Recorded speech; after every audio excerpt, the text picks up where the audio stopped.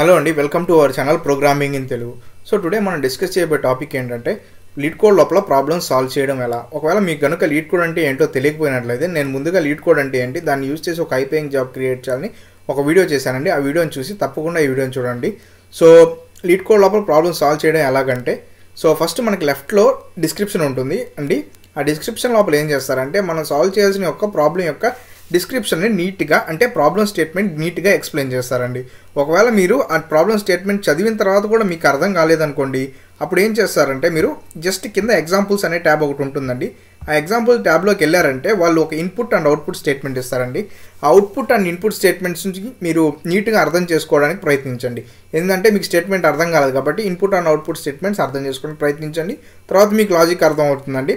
అప్పుడు మీరు కనుక దీన్ని కొంచెం డీటెయిల్గా చూసారంటే దీని లోపల మ్యాక్సిమం ఎడ్జ్ కేసెస్ వస్తాయంట అనమాట. ఏంటంటే మీరు ఒక ఆల్గరిథం ఆలోచించారనుకోండి, ఆల్గరిథం లోపల మీరు ట్రై చేసిన ఆల్గరిథంలో మ్యాక్సిమం ఈ మిస్ అవుతూ ఉంటాయి. అంటే ఇవి 3 ఎగ్జాంపుల్స్లో కానీ ఎన్ని ఎగ్జాంపుల్స్ ఇచ్చుంటే అన్ని ఎగ్జాంపుల్స్లో కొన్ని వర్కౌట్ అవుతూ ఉండవు. ఎందుకంటే వీటిని ఎడ్జ్ కేసెస్ అనమాట అంటారు. సో ఇవి జస్ట్ స్పెషల్ కండిషన్స్, ఆల్గరిథంకి కొంచెం స్పెషల్గా యాడ్ చేసి మీ ఆల్గరిథంని వీటికి కూడా వర్కౌట్ అయ్యే విధంగా రాసినట్లయితేనే వర్క్ అవుతాయి. సో నెక్స్ట్ వచ్చేసి కన్స్ట్రెంట్ ట్యాబ్ ఉంటుంది. సో కన్స్ట్రెంట్ ట్యాబ్లో ఏంటంటే మనకు ఒక అర్రే ఇచ్చారనుకోండి, అర్రే లోపల ఉన్న నెంబర్ రేంజ్ ఎక్కడి నుంచి ఎక్కడ వరకు ఉండొచ్చు. స్ట్రింగ్ ఇచ్చారనుకోండి, ఆ స్ట్రింగ్ లోపల ఆల్ఫాబెట్ క్యారెక్టర్స్ ఉంటాయా, నార్మల్ క్యారెక్టర్స్ ఉంటాయని చెప్తారు. నెక్స్ట్ వచ్చేసి ఫాలో అప్ ఉంటుంది. ఫాలో అప్ అంటే మనం ఒక క్వశ్చన్ని టైం కాంప్లెక్సిటీ ఎక్కువతో సాల్వ్ చేసామనుకోండి, దాన్ని తక్కువగా సాల్వ్ చేయగలవా, మెమరీకి ఎక్కువ యూజ్ చేస్తే తక్కువగా సాల్వ్ చేయగలవా అని అడుగుతూ ఉంటారు. నెక్స్ట్ వచ్చేసి రిలేటెడ్ క్వశ్చన్స్, రిలేటెడ్ టాపిక్స్ ఉంటాయన్నమాట. సో రిలేటెడ్ టాపిక్స్లో ఏముంటాయంటే మనం ఈ ప్రాబ్లమ్ని ఏ టాపిక్స్తో సాల్వ్ చేయొచ్చు అని ఒక ఐడియా ఇస్తారు. దీన్ని ప్రస్తుతానికి చూసినట్లయితే అర్రే అండ్ హ్యాష్ టేబుల్తో సాల్వ్ చేయొచ్చు అని వాళ్ళు చెప్తున్నారు. సిమిలర్ క్వశ్చన్స్ అంటే ఈ క్వశ్చన్కి ఏ సిమిలర్ ఉంటాయి అవి ఉంటాయి. సో హింట్స్ ఏంటంటే ఫస్ట్ బ్రూట్ ఫోర్స్ నుంచి అంటే జనరల్గా ఈ ప్రాబ్లమ్ ఎలా సాల్వ్ చేయాలని చెప్తారు. నెక్స్ట్ లాస్ట్ ఇంటికి వచ్చేసే వరకు ఈ క్వశ్చన్ని మనం బెస్ట్ ఆప్టిమల్ వేలో ఎలా సాల్వ్ చేయాలో ఎక్స్ప్లెయిన్ చేస్తారు. సో నెక్స్ట్ మనం రైట్లో చూసామంటే ప్రాబ్లం డిస్క్రిప్షన్ అంటే ప్రాబ్లమ్ని ఎక్కడ కోడ్ చేయాలనే ట్యాబ్ ఉంటుంది. ఇక్కడ ఏంటంటే పైన పైథాన్ 3 అని నేను సెలెక్ట్ చేసుకున్నాను. మీరు దీన్ని క్లిక్ చేశారంటే డిఫరెంట్ లాంగ్వేజ్ వస్తాయి. ఓన్లీ మీరు పైథాన్ని సెలెక్ట్ చేసుకోవాల్సిన అవసరం లేదు. మీకు ఏ లాంగ్వేజ్ కావాలంటే ఆ లాంగ్వేజ్ని సెలెక్ట్ చేసుకొని కోడ్ అప్ చేయొచ్చు అనమాట. సో నేను పైథాన్ 3 సెలెక్ట్ చేసుకున్నాను కాబట్టి దాని టెంప్లెట్ వచ్చేసి ఒక క్లాస్ సొల్యూషన్ ఉంటుంది, మెథడ్ ఉంటుంది. సో ఈ మెథడ్ లోపల మన లాజిక్ రాసి ప్రాబ్లం ఇచ్చిన స్టేట్మెంట్కి సో మనం రిటర్న్ చేసామంటే జస్ట్ కోడ్ ఎగ్జిక్యూట్ అవుతుంది. సో నేను ఈ 2 సమ్ని జస్ట్ నార్మల్గా ఎక్స్ప్లెయిన్ చేస్తాను, అంటే ఒక బేసిక్ ఐడియాతో ఎక్స్ప్లెయిన్ చేసి కోడ్ చేస్తాను, ఎందుకంటే మిగతా ఫీచర్స్ కూడా ఎక్స్ప్లెయిన్ చేయాలి కాబట్టి. సో మనకు ఒక నెంబర్స్ అని అర్రే ఇచ్చేస్తారు. ఆ అర్రే లోపల 2 నెంబర్స్ యాడ్ చేస్తే ఒక టార్గెట్కి ఈక్వల్ అవ్వాలి. ఆ టార్గెట్కి ఈక్వల్ అయ్యిందనుకోండి ఆ 2 ఇండెక్సెస్ని రిటర్న్ చేయాలన్నమాట. ఖచ్చితంగా వాళ్ళు ఏం చెప్తున్నారంటే ఒక సొల్యూషన్ ఎగ్జిస్ట్ అవుతుంది అని చెప్తున్నారు. సో ఇంకో కండిషన్ వచ్చేసి యూజ్ చేసిన నెంబర్ని ట్వైస్ యూజ్ చేయకూడదు అని చెప్తున్నారు.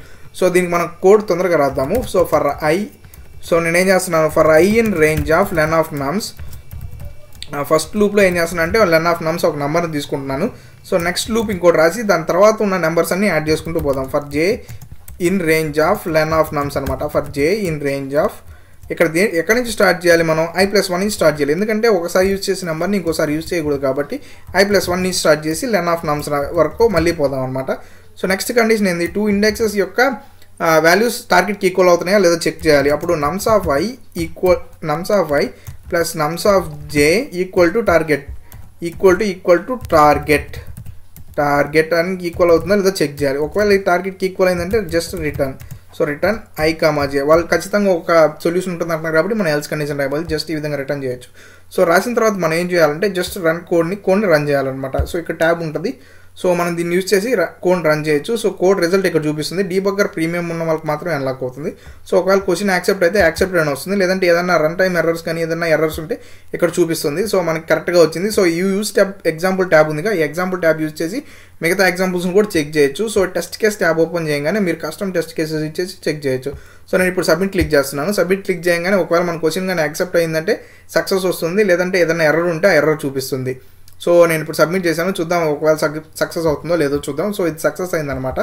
సో నాకు సక్సెస్ అయింది. ఒకవేళ మీరు కోడ్ చేస్తూ ఉన్నారు, మీకు సొల్యూషన్ రావట్లేదు, అర్థం కావట్లేదు, అప్పుడు మీరు ఏం చేయొచ్చు అంటే పైన ఇంకో సొల్యూషన్ ట్యాబ్ ఉంటుందన్నమాట. ఈ సొల్యూషన్ ట్యాబ్ లీడ్ కోడ్ అఫీషియల్ది. సో మీరు వెళ్ళేసి చెక్ చేయొచ్చు అనమాట. సమ్టైమ్స్ ఇది ప్రీమియంలో ఉంటుంది. సో మనం సొల్యూషన్ చూడలేము.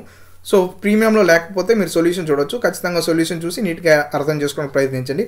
ఒకవేళ మీకు అర్థం కాలేదు అప్పటికి కూడా అంటే డిస్కషన్ ట్యాబ్లోకి వెళ్ళండి. డిస్కషన్ ట్యాబ్లో ఏముంటుందంటే మిగతా మనతో పాటు చేసే కోడర్స్ ఉంటారుగా, వాళ్ళ ఎక్స్ప్లెనేషన్ని నీట్గా రాసి పెడతారు. సో దీని లోపల ఇంట్యూషన్స్ కానీ అన్నీ ఉంటాయి. ఒక లాంగ్వేజ్కి ఏం స్పెసిఫికేషన్ కాదు. సో మ్యాక్సిమం అన్ని లాంగ్వేజెస్లో కోడ్ ఉంటుంది. సో ఈ విధంగా మీరు చూసి మళ్ళీ సాల్వ్ చేయొచ్చు అనమాట. సో ఇదండి లీడ్ కోడ్ లోపల ప్రాబ్లమ్స్ సాల్వ్ చేయడానికి మెథడ్. సో నెక్స్ట్ మన ఛానల్లో లీడ్ కోడ్ ప్రాబ్లమ్స్ అన్నీ వస్తూ ఉంటాయి. సో మరిన్ని లీడ్ కోడ్ వీడియోస్ కోసం మన ఛానల్ సబ్స్క్రైబ్ చేసుకొని బెల్ ఐకాన్ క్లిక్ చేసి పెట్టుకోండి. థ్యాంక్స్ ఫర్ వాచింగ్ అండి.